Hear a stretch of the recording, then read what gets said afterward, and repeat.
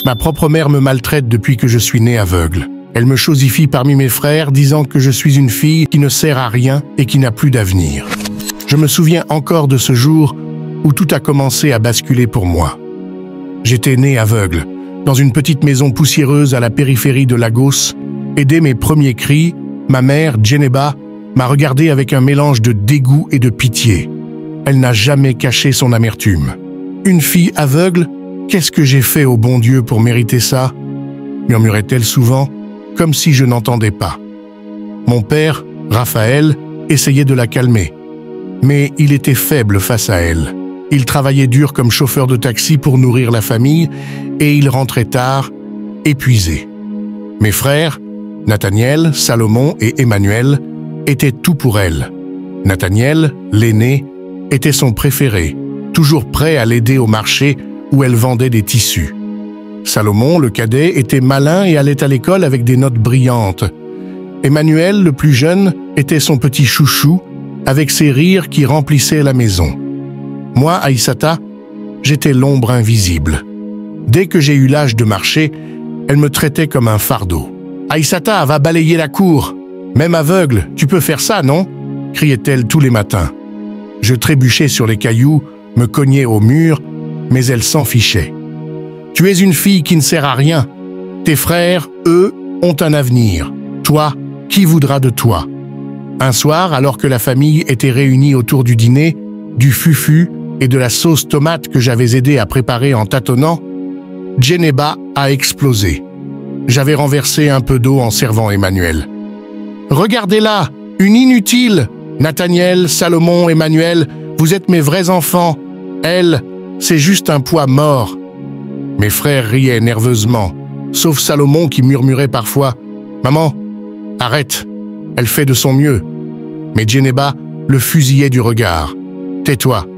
Si elle était un garçon, peut-être, mais une fille aveugle, pas d'avenir, pas de mari, rien. » Je pleurais en silence dans mon coin, serrant mes genoux contre ma poitrine. Pourquoi ma propre mère me haïssait-elle autant? Était-ce ma faute d'être né comme ça? Mon père, Raphaël, intervenait faiblement. « Djeneba, elle est notre fille aussi. Dieu sait pourquoi il l'a faite ainsi. » Mais elle rétorquait. « Dieu? C'est une malédiction. Elle me chosifie la vie. Et moi, je restais là, à écouter, le cœur brisé, me demandant si un jour je pourrais m'échapper de cette prison invisible. Les années ont passé, mais la douleur restait la même. À 16 ans, je vivais toujours dans cette maison où l'amour de ma mère, Djeneba, m'échappait comme un mirage. Chaque jour était une épreuve. Le matin, elle me réveillait en frappant sur une casserole près de mon lit de paille. « Aïssata, debout! Tu crois que tu vas dormir toute la journée comme une princesse? Va puiser de l'eau au puits, criait-elle. Je me levais, mon bâton en bois à la main, tâtant le sol pour trouver mon chemin. Les voisins, qui m'entendaient trébucher, chuchotaient parfois entre eux. Pauvre Aïssata, sa propre mère la traite comme une servante. Mais personne n'osait confronter Djeneba. Elle avait une langue acérée, et tout le quartier savait qu'elle ne tolérait aucune critique. Mes frères, eux, continuait de briller aux yeux de ma mère.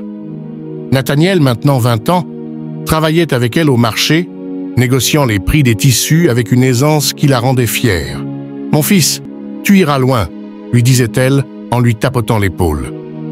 Salomon, 18 ans, avait obtenu une bourse pour une école technique à Ibadan et Djeneba ne cessait de vanter ses exploits. « Mon Salomon deviendra ingénieur, un vrai homme. » Emmanuel, le petit dernier de 12 ans, restait son bébé, toujours collé à elle, riant à ses blagues. Moi, je n'avais droit qu'à des ordres ou des moqueries. « Aïssata, tu as encore mal plié les vêtements. Tu ne sers vraiment à rien, » me lançait-elle quand je faisais de mon mieux pour aider. Mais il y avait une lueur dans ma vie, une petite flamme que je gardais secrète. À l'église, où Djeneba m'envoyait parfois pour ne pas gêner à la maison, j'avais rencontré Habiba, une femme douce qui enseignait le catéchisme.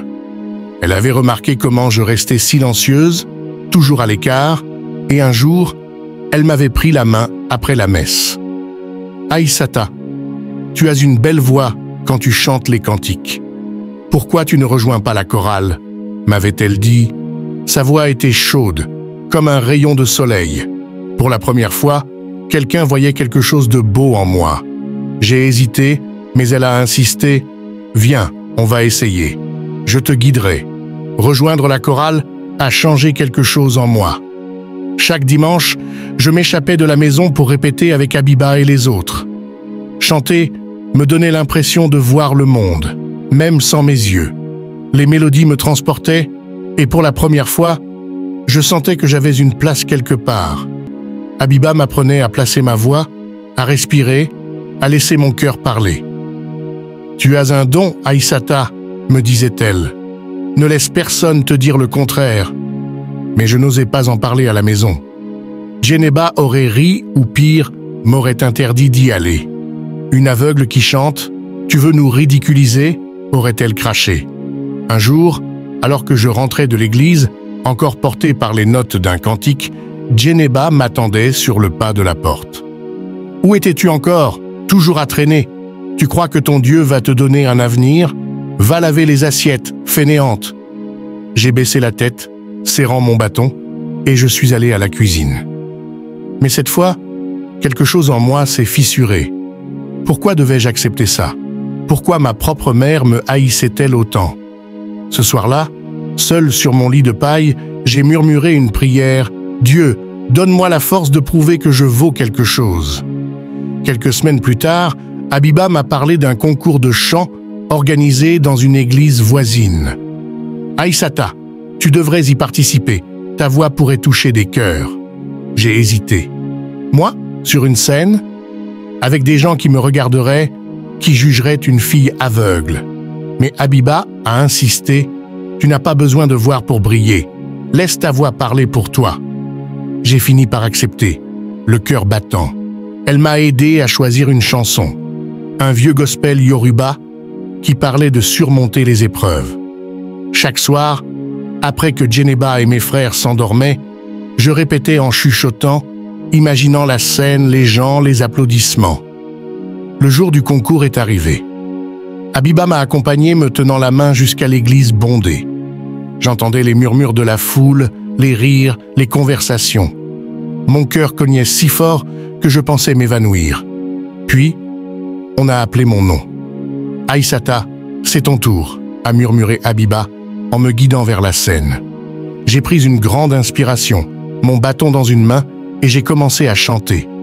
Ma voix tremblait au début, mais bientôt, elle s'est envolée, claire et puissante, emplissant l'église.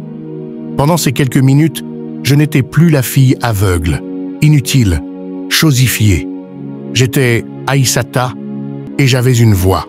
Quand j'ai fini, il y a eu un silence, puis une explosion d'applaudissements. J'ai entendu des gens crier « Encore! Bravo !» Habiba m'a serré dans ses bras en pleurs. « Tu as été incroyable, Aïssata !» Pour la première fois de ma vie, je me suis sentie vivante, importante. Mais ce moment de joie n'a pas duré. Quelqu'un dans la foule a dû parler à Djeneba, car le lendemain, elle m'attendait à la maison, furieuse. « Tu es montée sur une scène, toi, une aveugle? Tu veux me faire honte devant tout Lagos ?» a-t-elle hurlé. Nathaniel, à ses côtés, a ajouté « Maman, elle a peut-être bien chanté, mais pourquoi elle fait ça? Elle devrait rester à la maison. » Salomon, lui, est resté silencieux, mais je sentais son regard sur moi. « Je veux continuer à chanter », ai-je murmuré, la voix tremblante. Djeneba a ri, un rire cruel. « Chanter? Et après? Tu crois que ça te donnera un avenir? Tu es rien, Aïssata, rien !» Ces mots m'ont frappé comme un coup, mais cette fois, je n'ai pas pleuré. Quelque chose en moi s'était réveillé. J'ai serré les poings et j'ai pensé à Habiba, à ma voix, à cette foule qui m'avait applaudi. Non, je n'étais pas rien. Et je n'allais pas laisser ma mère me briser. Ce soir-là, j'ai pris une décision. Je ne pouvais pas rester dans cette maison où je n'étais qu'un fardeau. Habiba m'avait parlé d'une école pour aveugles à Abuja, où on enseignait aux gens comme moi à être indépendants, à apprendre un métier, peut-être même à chanter professionnellement.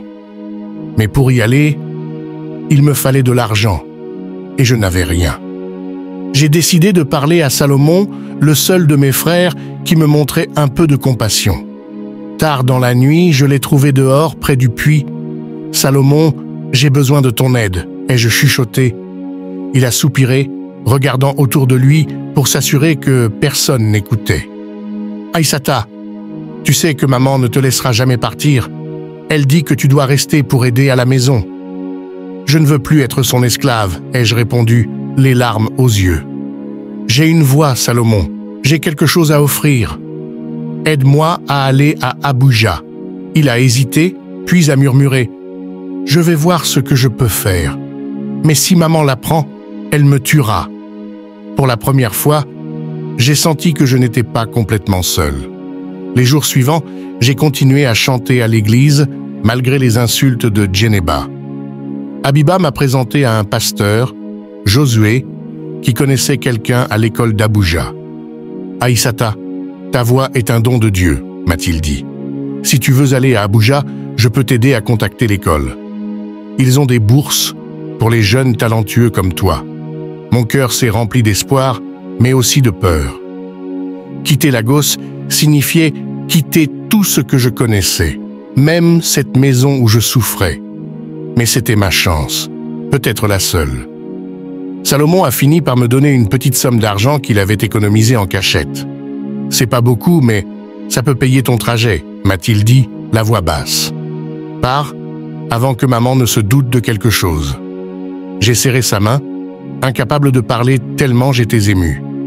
Habiba et Josué ont organisé le reste. Un billet de bus pour Abuja et une lettre pour l'école. La nuit avant mon départ, je n'ai pas dormi. J'entendais Djeneba ronfler dans la pièce d'à côté et je me demandais ce qu'elle dirait en découvrant que j'étais parti. Me chercherait-elle? Ou serait-elle soulagée de ne plus avoir son fardeau? Le matin, avant l'aube, Habiba est venue me chercher. « Prête, Aïssata ?» m'a-t-elle demandé. J'ai pris mon bâton, mon petit sac avec quelques vêtements, et j'ai hoché la tête.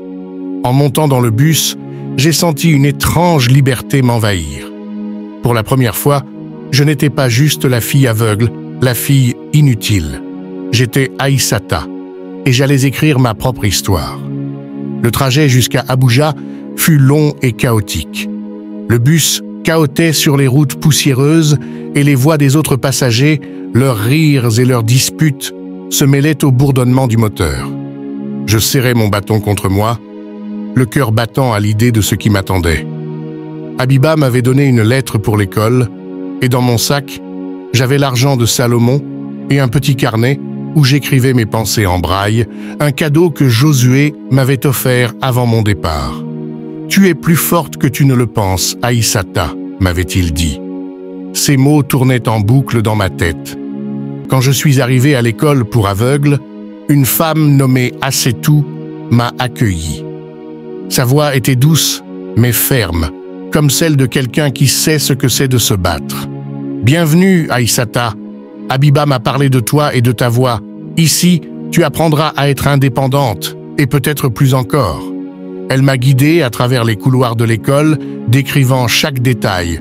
Les salles de classe, le dortoir, la petite salle de musique où un vieux piano trônait. Pour la première fois, je me sentais dans un endroit où mon aveuglement n'était pas une malédiction. Les premiers mois furent difficiles. Apprendre à lire et écrire en braille plus couramment, à me déplacer seul, à cuisiner sans brûler mes doigts, tout cela demandait une patience que je n'étais pas sûr d'avoir. Mais Assetou et les autres professeurs ne me laissaient jamais abandonner. « Aïssata, tu es ici pour grandir », me répétait-elle quand je doutais. Et puis, il y avait la musique. L'école avait une chorale. Et quand j'ai chanté pour la première fois, les autres élèves se sont tus, puis ont applaudi. « Tu chantes comme un ange », m'a dit une fille, Bibiche, qui est devenue ma première amie. Avec elle, je riais, je partageais mes peurs, et peu à peu, je commençais à me voir autrement. Mais à Lagos, les choses n'étaient pas terminées. Un jour, environ 6 mois après mon arrivée, Assetou m'a appelé dans son bureau. « Aïssata, ta mère est ici. » Mon cœur s'est arrêté. Djeneba. « Ici ?» Comment m'avait-elle trouvé? J'ai marché jusqu'à la salle de réunion, mon bâton tapant le sol, chaque pas plus lourd que le précédent. Quand je suis entré, j'ai entendu sa voix, toujours aussi tranchante. « Aïssata! Tu crois que tu peux juste partir comme ça, sans rien dire? Tu es ma fille, tu dois rentrer à la maison. » J'ai pris une grande inspiration. « Maman, je ne suis plus ton fardeau. Je suis ici pour construire ma vie. » Les mots sont sortis, clairs, fermes, comme si quelqu'un d'autre parlait à travers moi. Djeneba a ri, ce rire cruel qui me hantait. « Ta vie, une aveugle qui chante, tu penses que ça te rend spécial? Rentre ou je te ramène de force. » Mais Assetou est intervenue. « Madame Djeneba, Aïssata, est sous notre responsabilité.